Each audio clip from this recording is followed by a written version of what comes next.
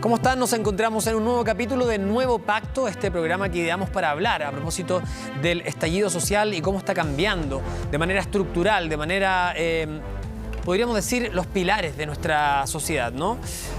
Vamos a conversar hoy con Alesia Injoque. Ella es ingeniera civil industrial de profesión y asumió hace poco como presidenta de la Fundación Iguales. Muchas gracias, Alesia, por estar con nosotros en este nuevo pacto. Gracias por invitarme. Bueno, vamos a hablar de este nuevo cambio de paradigma, podríamos decir. Hay un Chile de antes y después, ¿no?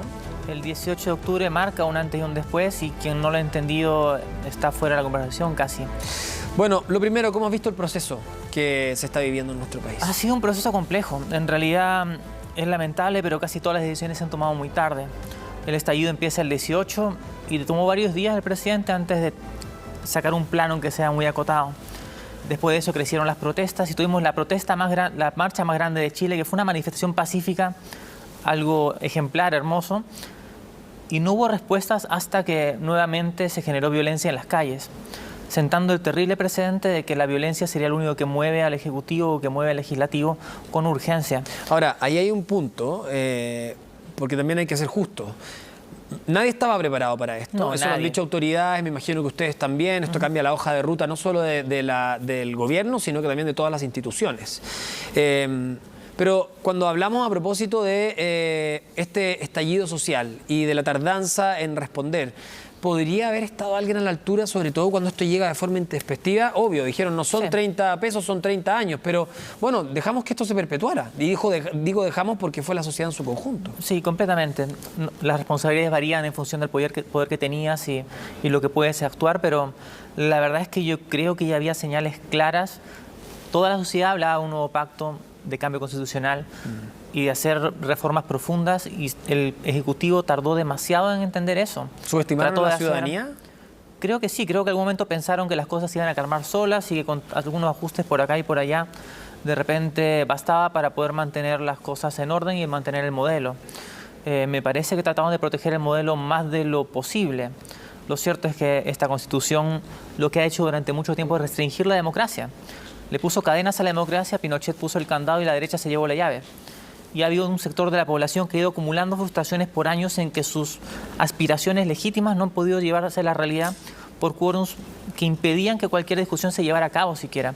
Y además generaba el impacto de que la derecha ni siquiera tenía que defenderlo con tanta fuerza o ser tan eficiente en dar un mensaje, porque bastaba con tener el 33% más uno y frenar la iniciativa. Estaban blindados, dices tú. Ahora, exactamente. Alesia, igual hay un punto a considerar, porque cuando uno ve la apreciación de la ciudadanía frente a los políticos, a la clase política en general, nadie se salva. O sea, están todos abajo del suelo. Entonces, claro, uno dice la derecha se llevó la llave, pero tampoco la izquierda o la centroizquierda quiso agarrar esa llave y abrir el candado.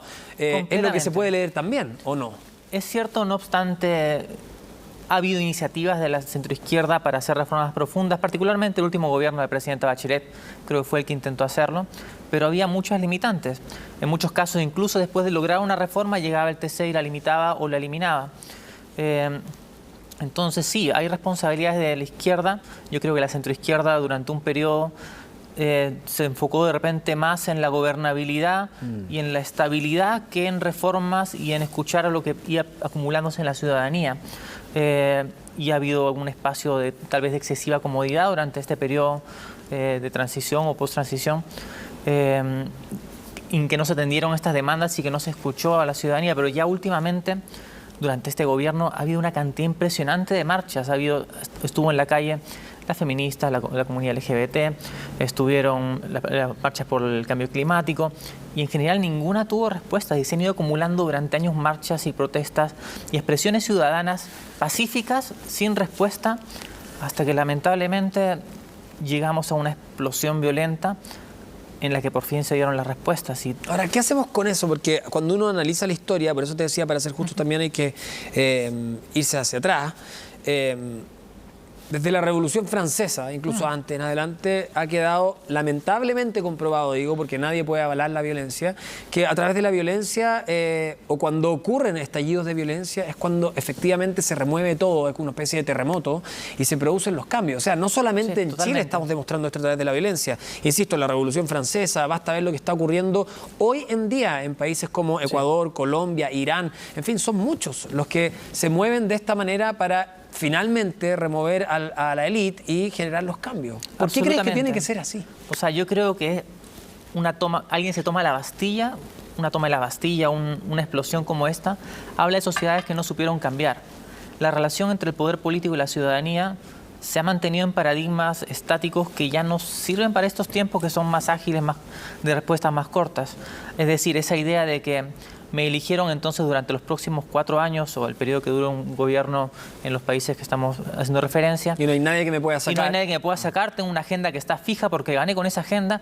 Además, asumiendo erróneamente que la gente votó por cada punto de la agenda como un punto de aprobación y que casi no hay que discutir nada más, sino que hay que negociar la cantidad de votos necesarias en la oposición, en este caso fue con la DC, para lograr avanzar con mi agenda sin escuchar mucho más, sin tratar de buscar algún espacio de transversalidad con la ciudadanía, sin tratar de comunicarte a un público más amplio o entender el malestar más transversal que había. ¿Cómo agarran ese guante ustedes, Alesia? Porque como presidenta de la Fundación Iguales, te tocó muy turbulento, ¿no? Alcanzaste a estar un mes cuando se generó el estallido social. Me imagino también que así como van a cambiar todas estas cosas, y tú dices la agenda sí se puede modificar, cambia el timón, me imagino, de lo que están pensando, lo que tenías pensado también como presidenta. Por supuesto, o sea, cuando entré a la Fundación hace muy poco, las agendas eran principalmente por 2 líneas. Una era por la parte de familias, que las familias LGBT no tienen los mismos derechos, ni libertades, ni reconocimientos que el resto de las familias.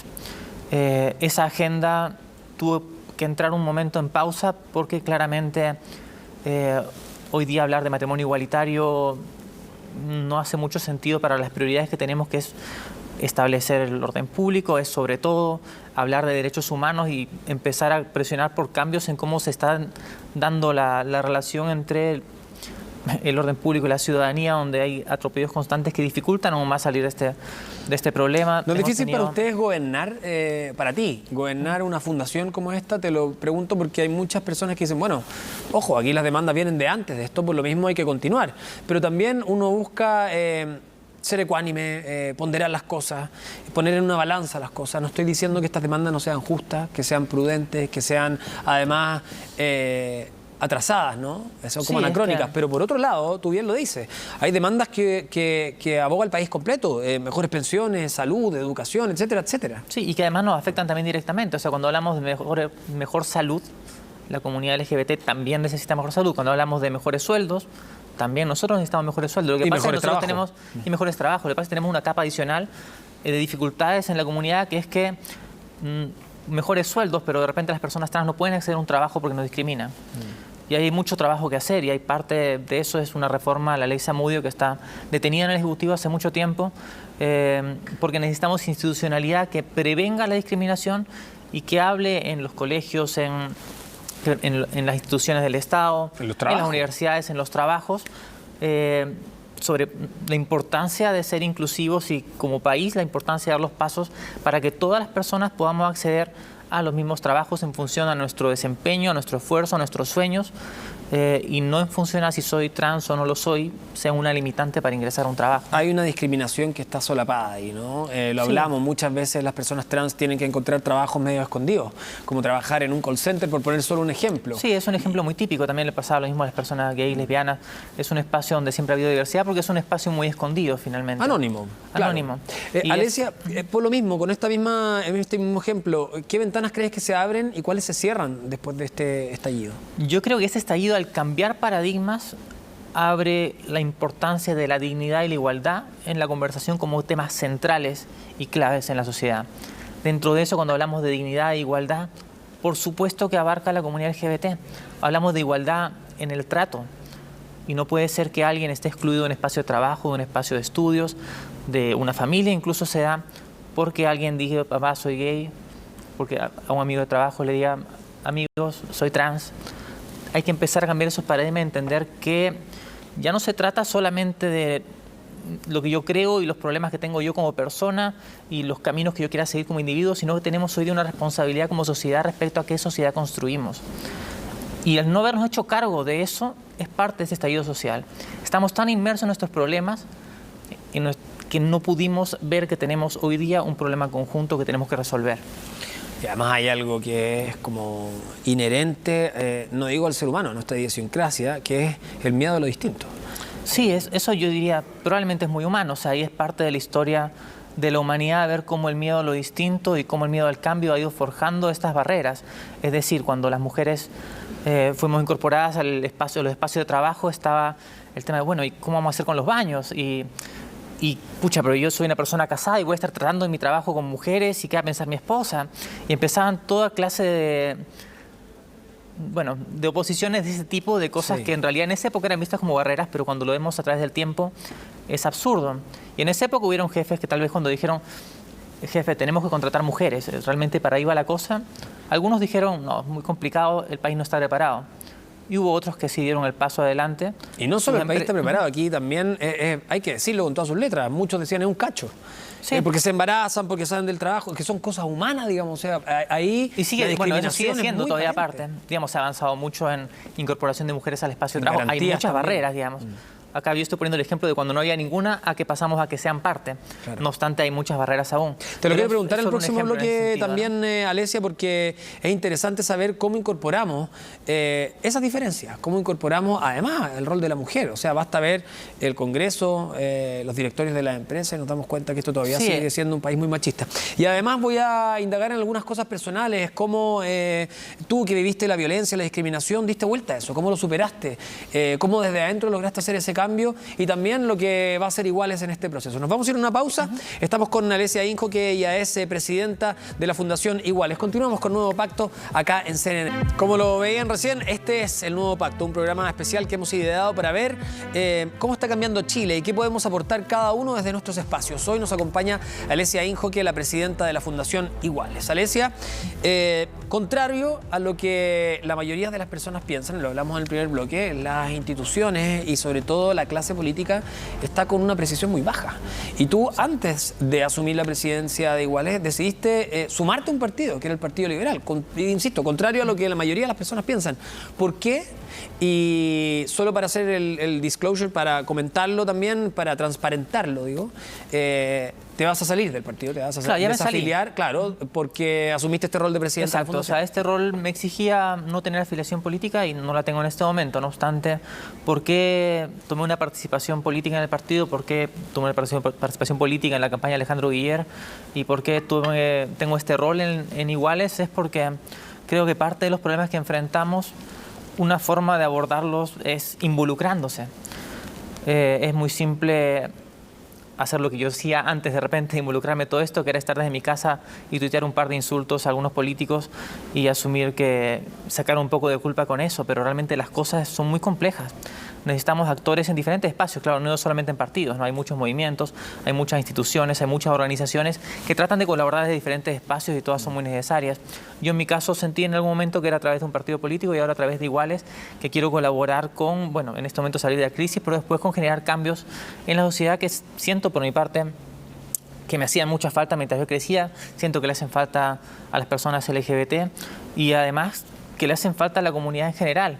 Es decir, cuando hablamos de no discriminación, no es solo un tema que experimentamos nosotros. Yo creo que, por ejemplo, todo esto que se vio en los videos en la dehesa, cuando le decían a alguien roto, regresa a tu población, es parte de la discriminación, es parte de esa idea de que ciertos grupos de personas deben estar restringidos a ciertos espacios, mientras otros Que hay pueden algunos que habitarlos merecen todos, ¿no? más que otros. Exacto. Por ejemplo, cuando hablamos de familias, hay gente que nos repite que nosotros no somos familias o que no somos familias como las demás y por lo tanto tenemos que estar restringidos a no adoptar, que no se reconozca la paternidad o maternidad de ambos padres o madres respecto a nuestros hijos. No, y nuestra constitución poder vigente casarnos. habla de la familia, pero tampoco hace el desglose de Exacto. qué tipo de familia. Partiendo por las familias homoparentales, que tampoco son reconocidas. Exactamente, ahí, o sea, todavía o hay institucionalizadas. Digo. hay muchas restricciones de ese tipo que lo que dicen es, bueno, tú como grupo, como persona, como grupo de personas, tu espacio en esa sociedad es acá y no toda la sociedad, y eso no puede ser. Cuando hablamos de igualdad y dignidad, como decía, la igualdad de trato, la igualdad ante la ley como igualdad más básica, es indispensable y tenemos que avanzar en esa línea. ¿Cómo avanzamos para que las transiciones laborales sean más comunes, Alesia? Aquí estamos en una sociedad, lamentablemente, hoy sin muchos grises, muy marcada por los negros y los blancos, ¿no? Por extremos. Y tú tienes una historia personal muy potente. A los 35 años fuiste la primera persona trans en pasar a un cargo de liderazgo en Cencosud, y lo nombro porque muchas veces se trata de vilipendiar a determinadas empresas, a determinadas marcas que dentro de su fuero interno tienen personas que sí están abogando por abrir esos espacios, ¿no? ¿Cómo lo hacemos para avanzar en esas transiciones? Tu caso termina siendo como un caso icónico porque no hay muchos, digamos. Sí, yo creo que en general casos como el mío abren a que muchas empresas empiecen a considerar como posible y un buen camino y positivo algo que de repente consideran inviable. En Iguales estamos trabajando con una red de empresas, Pride Connection, en la cual tenemos 56 empresas que están comprometidas con la diversidad sexual, es decir, que personas gays y lesbianas pueden ser abiertamente quienes son en el trabajo y comentar sobre sus parejas, sobre sus relaciones y sus familias sin tener que estar ocultándose en una falsa heterosexualidad para poder ser aceptados en su espacio, y que las personas trans podamos ser nosotras mismas, salir del closet, transitar en el espacio y ser incorporados. O sea, el cambio de paradigma ahí es que tenemos que tener las mismas oportunidades, tenemos el mismo talento, tenemos los mismos sueños, tenemos el mismo empuje, tenemos que tener las mismas oportunidades, eso es lo justo. Y ampliémoslo un poquito más, también personas con capacidades distintas, por ejemplo. Hay una norma que dice un porcentaje, pero ese porcentaje en muchas empresas se cumple precisamente para apegarse a la ley. O sea, aquí deberíamos empujar el carro y que esto sobrepase esa norma. Absolutamente, claro. Yo pongo particularmente mi caso como ejemplo, porque te pusiste a votación, pero esto debería incluir a todo tipo de personas. Realmente cuando hablamos de, como tú dices, personas en situación de discapacidad, hablamos de situación de discapacidad porque la discapacidad la ponen los espacios. Alguien que usa silla de ruedas y si no está adecuado a un espacio para que pueda participar, de repente es talento que estamos desperdiciando. Claro, la Hay un sociedad montón de talento, limita. empeño, exactamente, donde las limitaciones las ponemos como sociedad, no en la persona, pero la persona las sufre.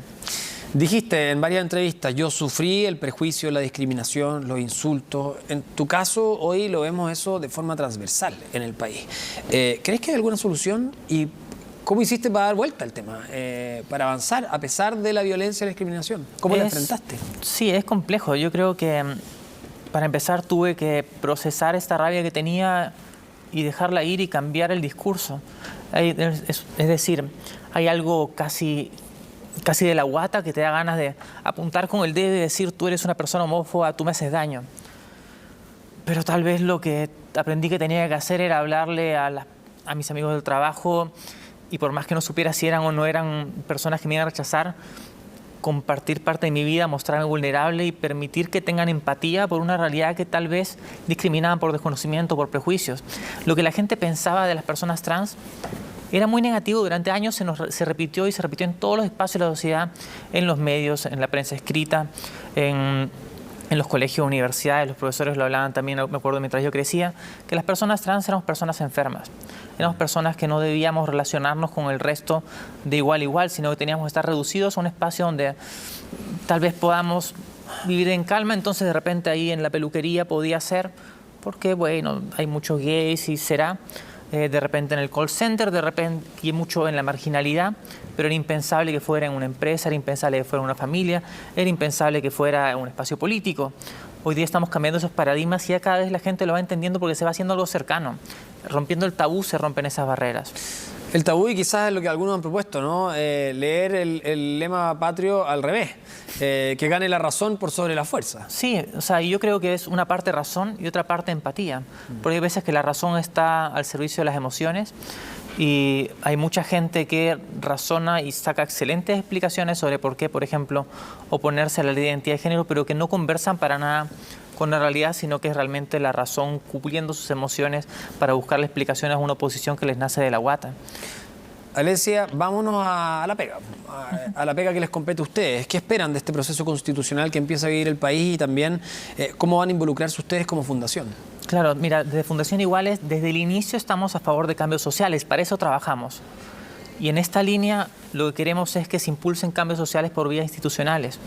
Por supuesto que es completamente legítimo protestar, estamos muy a favor de las protestas pacíficas y siempre lo hemos estado. Pero es importante que se encauce institucionalmente y este proceso por una nueva constitución es uno de ellos. Y dentro de eso, nuestra defensa de la democracia apunta a fortalecer el diálogo, fortalecer los acuerdos, revalidar los acuerdos.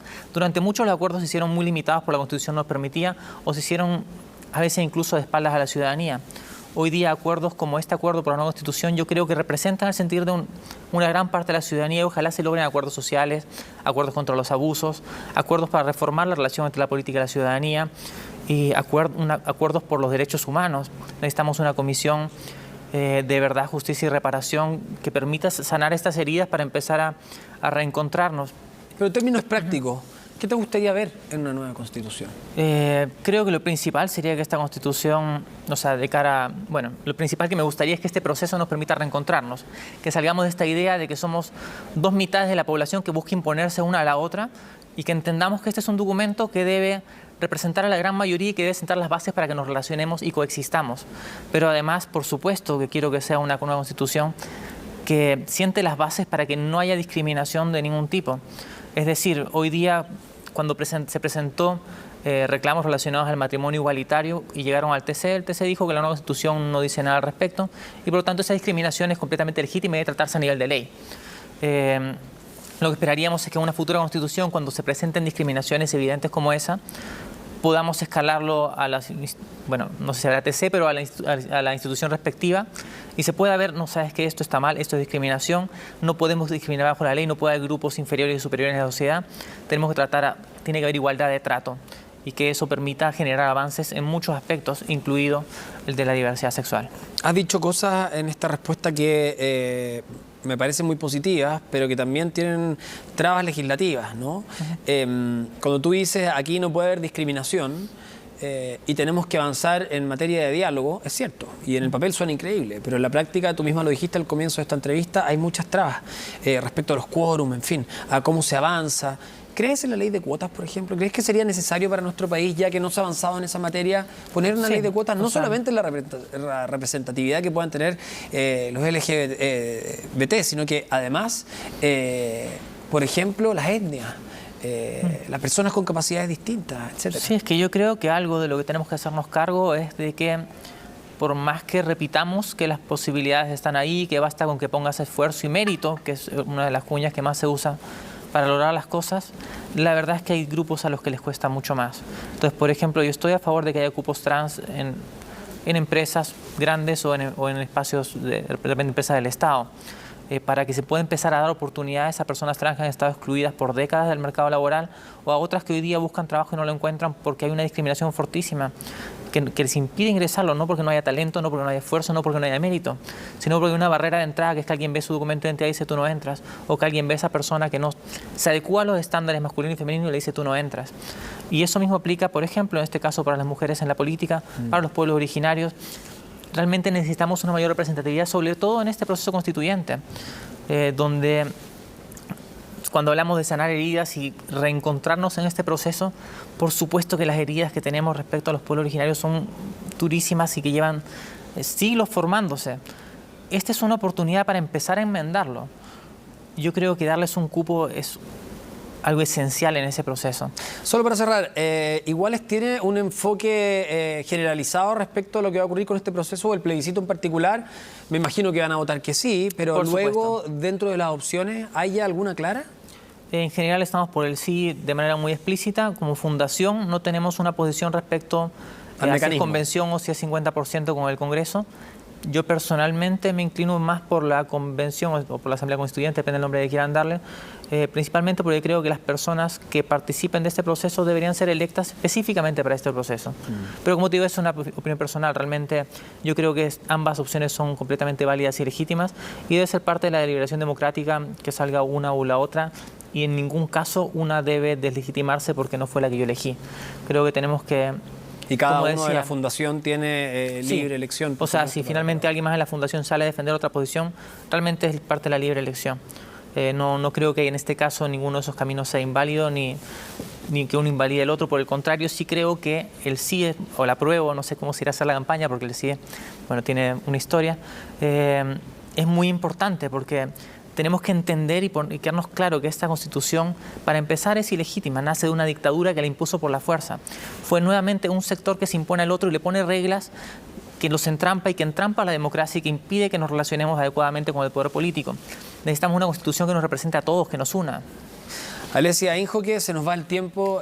Presidenta de la Fundación Iguales, queremos agradecerte tu tiempo y venir a compartir con nosotros a este nuevo pacto. Gracias. Que esté muy bien. También. Cerramos este capítulo, por supuesto, nos estamos encontrando día a día con distintas voces, distintas visiones, distintas miradas de lo que está aconteciendo en nuestro país. Quédense atentos a CNN Chile porque nos volvemos a encontrar pronto con otro capítulo de Nuevo Pacto. Gracias por acompañarnos.